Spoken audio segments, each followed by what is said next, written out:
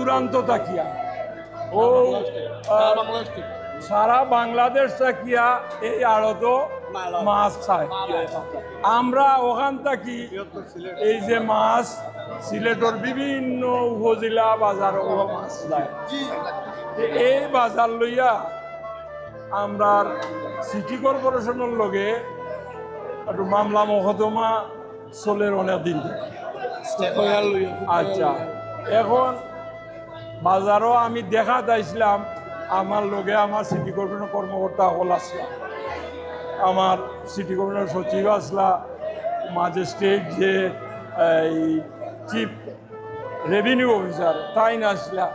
আমরা দেখতাম যেহেতু একটু মামলা মকদ্দমা করিয়া আমরা হাজার বাজারের গরুয়াটাও আমরা লিজ দিছি, আওটাও আমরা এটা লিজর আয়তা আনছিলাম।